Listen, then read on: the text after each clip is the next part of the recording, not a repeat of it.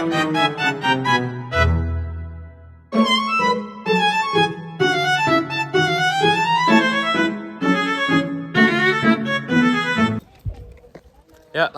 guys. Kita sekarang udah nyampe di tempat peternakan ikannya. Sekarang kita bakal mau masuk ke dalam buat nanya-nanya ke pengurus ya. Ya, dadah. Oke, selamat siang semuanya. Kita di sini dan bersama dengan Ibu siapa, Bu? Bu Delas, orang-orang manggilnya Bu Delas. Oh, Bu Delas. Di sini kita pengen nanya-nanya Ibu tentang apa perikanan yang ada di sini. Untuk pertama mungkin awalnya gimana sih kok kepikiran buat apa ada kayak budidaya ikan-ikan di sini? Kan awal-awalnya kan kita lihat ya survei dulu. Survei orang kan mau cari ikan yang dikonsumsi, ikan konsumsi kan, yang organik, yang bersih kan gitu. Nah di situ kita mulai tergugah. Oh iya, kenapa ada kolam kita nggak pakai kan gitu. Di situ terus kita kan karena punya bimbingan dari kan kita dibimbing dari kelurahan kecamatan kan. Awal-awal kan dulu yang kata ada camat lelang itu, makanya kesini survei juga gitu Pak Camatnya. Dia setuju gitu, Pak Camat dan Pak Lurah setuju gitu. Terus kita lapor KPKP, dapat bibit pertamanya. Ya, dapat bantuan bibit, bantuan makannya tuh pelet pertamanya. Terus kita lanjut usahain sendiri gitu, beli netesin sendiri lama-lama gitu. Kita piara yang udah besar tuh, dipiara, kita yang bagus kasih makannya, dilihat udah bisa belum ditetesin kan gitu. Cara netesinnya juga kan kita repot juga kan. Itu kan kita sediain dulu itunya apa kolamnya yang bersih gitu, hari ini udah disediain, besok baru ditaruh ganti di tempat yang bening. Soalnya lele kalau nggak di tempat air yang bening nggak netes. Gitu, terus pakai tambahan, pakai induk itu ditindih batu biar jangan gerak, kalau gerak kan telurnya lepas. Nah itu ditindih dulu, nanti besok pagi kita angkat, kan malam ini udah naruh. Nah terus pagi diangkat, diambil, kalau nggak diangkat dia dimakan lagi telurnya. Gitu, tunggu 3 hari udah netes semua. Netes semua, kabarnya tadi induknya kita angkat, kita bersihin. Kita kasih makan cacing pitra. Makan pertamanya cacing pitra. Terus nanti umur seminggu dikasih family. Family itu makanan ikan yang dari tepung ikan. Beli juga, dia tepung, nanti tepung. Terusnya nanti umur 1 bulan juga ada makanan yang bulatnya itu untuk 1 bulan. Itu udah piara 5 bulan panen, udah bisa jual. Gitu. Kita umur 1 bulan tuh udah disortir kan, yang besar, yang kecil dipindah-pindahin. Yang besarnya kan umur 4 bulan udah bisa panen. Yang adik yang nomor 2-nya kan 5 bulan udah bisa dipanen. Ini udah netesin lagi, udah mau nyortir lagi untuk ngisi kolam lagi gitu, jangan sampai habis. Oke Bu, untuk selanjutnya ikan lele ini ada keunggulan dari ikan-ikan lain nggak sih Bu? Sebetulnya ikan lele itu keunggulannya kan untuk anak kecil itu bagus loh vitaminnya gitu. Terus dia juga kan dagingnya juga gimana ya, gempy gitu ya. Jadi bagus untuk anak juga. Bisa memenuhi vitamin anak gitu. Saya mau nanya juga nih Bu, cara memilih bibit lele yang bagus tuh dilihat dari apa aja Bu? Oh, dilihat ya, nggak cacat, dia nggak luka, dia mulus pokoknya ya. Terus kalau yang perempuan telurnya udah bagus, kita lihatnya dari mana? Lihatnya dari fisiknya udah bagus, yang bukan fisiknya siripnya udah bagus, angsangnya udah bagus. Terus dia juga pokoknya udah telurnya tuh udah tua gitu, udah hidup gitu, udah tua. Terus yang jantannya yang merona gitu merah, yang udah bagus, pokoknya mulus juga. Kalau nggak mulus jangan, itu penyakit. Gitu. Terus kalau pakan lele itu pakai apa? Terus sehari dikasih berapa kali makan? Sehari 2 kali makan pakainya pelet. Tapi ya itu tadi harus dikasih itu antibiotik. Antibiotiknya dari daun paya, kunyit, terus bawang putih. Itu campur sama makanan yang seminggu sekali aja. biar tidak kena penyakit jamur. Jadi dia mulus-mulus aja gitu. Kan juga ada orang bilang katanya ikan apa penyakit kan kalau dimakan jadi sama orang jadi sakit juga kan. Jangan sampai itu gitu. Jadi kita mulus semua Itu itu. sekitar seminggu sekali ya Bu? Iya, seminggu sekali dikasih antibiotik.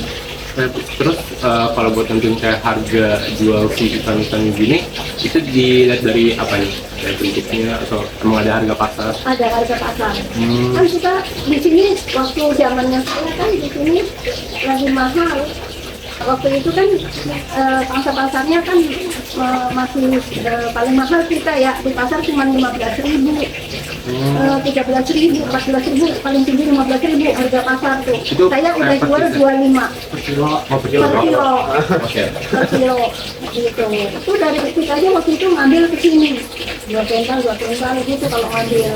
Waktu itu waktu masih sebelum COVID, semenjak COVID kan turun gratis, nggak ada orang yang datang karena ini yang datang malah mancing aja waktu itu, yang pemancing gitu. Tapi kalau harganya beda, tapi tetap penjualannya banyak juga ya. Karena apa? Dia tahu tempatnya bersih. Terus makanannya juga pelet, tidak dikasih usus ayam, tidak ini, nggak kotor. Antibiotiknya juga alami, kan itu yang dicari orang. Yang belanja ke sini itu tahu nggak dari geger, treo, krengkeng, rawa belong. Terus, oh yang jauh-jauh, yang pemancing orang rawa belong ke sini berbaris ke motor ke sini. Orang pada bingung mikirinnya. Ngapain katanya di sini rame-rame kan? Saya bilang tenang aja, dia bilang Pak RT udah tahu, saya bilang gitu. Jual ikan ya. Jadi satu orang tuh 3 kilo, 3 kilo, kalau 10 orang sekali turun, saya turun sendiri ke kolam ini. Itu aja, saya tinggal nimbang timbangan aja. Itu, jadi udah tinggal saya. Jadi tahu. Kalau balik tadi ke bersihan itu untuk pengurasan kolam atau kebersihan kolam itu biasanya berapa kali? Lihat situasinya tuh kotor, berapa hari kotor, atau seminggu kotor, atau sebulan kotor, pokoknya begitu kotor kita itu.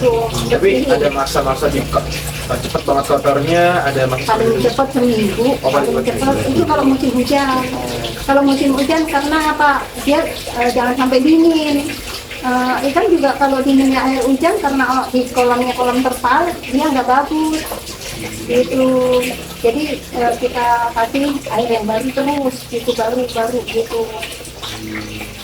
Jadi begitu murah, airnya bening, kita harus kasih juga air yang lama dari kolam yang lain tapi yang bening, supaya dia nggak mabuk gitu. Lalu juga kalau misalkan Ibu dari pengalaman Ibu ada ikan yang sakit tiba-tiba gitu, itu biasanya Ibu apain? Panggil KPKP, Oh, bahasa telepon KPKP kan ada itunya, ada apa namanya yang ngurusin, udah labnya ada dari KPKP Sudin datang nanti itu dokter ikan datang sini bawa sampelnya, terus dikasih apa nanti kita apa obat, apa antibiotik atau apa kan gitu. Berarti ikan yang sakit itu langsung dipisahin gitu? Iya, buat sampel nanti. Lagi itu kadang-kadang dia makan nggak mau, tapi itu lemes aja gitu. Itu harus cepet-cepet kita pisahin, makanya ada kolam yang kecil untuk karantinanya dia gitu. Tapi penyakitnya itu dia sendirian atau tiba-tiba nyebar gitu? Sendiri, Oh, paling 1-2 paling banyak 10 itu begitu kolam dari banyaknya gitu. banyaknya ikan? Dari banyak 10, tapi kan takut dengan rembes, kita harus lapor gitu, cepet-cepet lapor, nanti datang gitu. Paling kalau mau datang nggak mungkin hari Minggu kan, hari Minggu saya libur. Kalau mau datang juga bilang ya paling apa pagi atau sore atau siang datang, karena dia kan keliling juga setiap ini budidaya ikan gitu. Ya, berarti dari rek datang kasih tahu gitu. Tadi kan Ibu bilang ke hari Minggu itu Ibu libur. Nah, di situ kayak struktur kepengurusan itu emang beda-beda apa gimana? Kayak aku yang Kalau pokoknya saya minggu libur, saya kurang tahu ya. Kalau waktu saya yang ngurusin, enggak, udah strukturnya sama. Jadi sehari 2 kali kasih makan ikan begitu. Kalau mau ngasih antibiotik itu tadi pagi itu saya datang jam 8 jam 9 baru saya kasih makan Gitu. Jadi jangan kebanyakan, kalau yang masih kecil kasih makan banyak-banyak, mati juga pada pecah perutnya, nggak kuat gitu. Tapi di bagian perikanan ini yang jagain ada berapa orang? Waktu itu cuma saya sama bapak itu yang punya doang, 2 orang doang. Jadi kalau hari Minggu dia yang ngasih makan 2 kali, biasa dia udah tahu kalau saya libur. Berarti ikan sebanyak itu ibu pegang berdua? Iya, berdua aja. Kira-kira ramai gitu ada jatuhnya? Nanti kalau rame-rame malah gimana ya? Dia kan kaget aja kan lemas kalau ikan kolam, nggak kayak ikan di laut, kaget sehat aja. Dia kena bola aja kaget dikit mati. Makanya saya suka cerewet sama yang main bola. Oh iya, anak masuk ya. Iya. Masuk, limpahnya kaget di situ. Itu mumbul, besok ada yang mati, 10 kadang-kadang. Makanya waktu itu ada bapak-bapak, gini-giniin kunci, tahu dari mana. Bawanya Alfat kalau nggak salah, katanya jemput anaknya gitu. Kenapa katanya ini marahnya? Jadi Pak, saya bilangin, dia bilang gitu, Bapak jangan main gini. Datang, Bapak sanggup nggak? Kalau masih belum saya bantu, 1 kolam Pak, sini Pak, saya pergi ya. Udah berani ya, datang lagi. Sampai sekarang nggak, saya tungguin dia datang. Ngomong doang ya. Iya. Kayak kabur itu. Iya. Terus Coba mentang-mentang tukang kebun, lihatnya muncul, lucu, udah tua, nih. Saya juga tahu peraturannya Pak. balik lagi tadi ke kebersihan Ibu, untuk kayak pembuangan air, terus juga tadi pengurasannya berapa lama Ibu? Nggak bisa tergantung kotornya. Itu pengurasannya itu air yang kotor itu dibuang kemana? Sebetulnya kalau yang belum yang kotorannya itu ya, kita buat nyiram bagus untuk tanaman. Karena kan kita ada kebun. Oh, iya. Iya, ada kebun buat tanaman bagus gitu. Nanti kalau udah yang itu dibuang, dia ngalir sendiri ke kali. Kan ini kali. Ada itu peralonnya. Terus itu nanti di sini kan udah kering semua kan, dia kan air lari sendiri karena udah ada itunya pembuangannya sendiri ya. Tinggal nyentorin aja gitu keliling, nyentorin kan bersih udah. Nyentorin aja ikannya terlalu terus ini udah itu bersih sendiri. Tinggal ngisi. Nanti yang satu dikuras, yang satu diisi. Yang diisi penuh, yang satu udah selesai nguras, isi lagi kan gitu. Makanya walaupun sendiri nggak masalah, soalnya semua udah tersedia di situ, tinggal buka keran, tinggal buka kan isinya. Nguras tinggal nyentorin. Pakai kalau ngurasnya banyak pakai mesin nguras ada. Selepin, siramin kemana-mana udah. Jadi nggak repot. Berarti Ibu pas ketika ikan itu panen, Ibu langsung jual saja? Kita panennya tiap hari. Saya sehari kalau jual bisa sampai ada 50 kilo. Kalau ada kunjungan saya yang repot. Yang repotnya kalau ada kunjungan saya suka ngajak temen memang. Jadi saya yang bersihin, teman saya yang nyuciin. Kalau enggak anak saya ini, dulu kan anak saya masih kerja di Toyota otomotif. Saya sendirian, ini saya ngajak temen. Jadi kamu nyucinya yang bersih, ininya disobek, ininya bersih, semua bersih. Terus nanti kita tinggal bumbuin. Kalau udah dibumbuin, itu apa? Kalau enggak saya nggak bisa nganter, orang pada datang ngambil sendiri. Oh berarti ikan yang Ibu jual itu ikan udah siap goreng? Oh, iya. Saya yang bikin bumbu. Oh gitu. Jadi bumbunya bumbu segar juga, baru bikin sendiri, blender sendiri gitu. Jadi wangi gitu. Kalau bumbu jadi itu, bumbu rati kan nggak gitu wangi gitu. Jadi orang tertarik di situ. Ini di apa? Pondok Pinang aja pada kesini, pesannya. Kalau itu pada nanya, ada lele, ada pesen, nanti dibersihin 10 kilo ya, bumbunya sekalian enggak, ya gitu 10 kilo tapi dibikin sekilo gitu, mungkin orang itu buat satu-satu gitu kan. Iya. Gitu.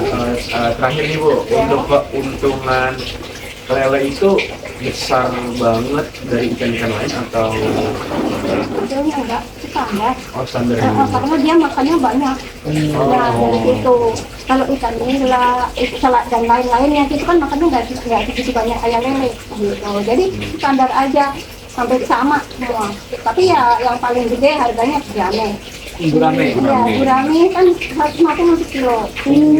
Itu, tapi setahun. Iya, itu pun kalau hidup gampang-gampang gimana ya? Dia katanya gampang mati ya, Bu? Iya, Gampang kagetan. iya, kalau makanya harus dikasih daun itu buat ngumpet dia panas mati. Makanya airnya harus banyak biar nggak panas kena matahari. Mungkin jadi lele kuat ya. Iya, kalau lele paling kuat. Airnya misalnya bocor atau apa, terus kita nggak baru pas dia aja hidup seminggu. Karena dia punya lendir ya. Iya, dia punya kekuatan sendiri gitu. Tapi kalau nila mati gitu, apalagi patin dikuras saja pura-pura mati. Iya, kalau patin dikuras pura-pura mati. Kan kalau airnya udah banyak baru hidup lagi. Acting kan. Iya, kan patin ada berapa ya? 5.000 ekor tuh. 2000 ekor. Iya, diisi 5.000 gitu. Kata saya tadinya pertamanya juga kurang paham. Kalau mati dibuang tempat air hidup lagi, pikir saya ini. Sekarang walaupun mati, saya diemin aja di situ. Isi lagi bener, hidup lagi. Tadinya mati, diem aja digini-giniin, diem aja. Itu asal itu ya udah saya isi aja airnya udah banyak hidup lagi. Itu makanya heran saya itu doang ikan patin itu. Ikan patin juga termasuk ikan yang bagus buat dimakan anak-anak. Ikan patin itu apa dagingnya itu lembut. Tapi harus yang udah gede, yang 1 kilo 1 gitu. Kalau masih kecil gurihnya tajam. Itu ya. Jadi sifat-sifat ikan itu beda-beda.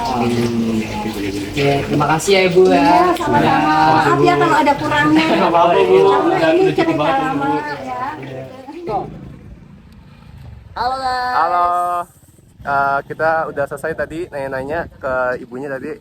Banyak banget ilmu-ilmu yang kita dapat dari ibu tadi.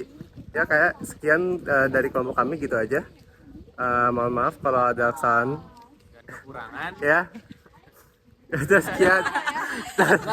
Dadah.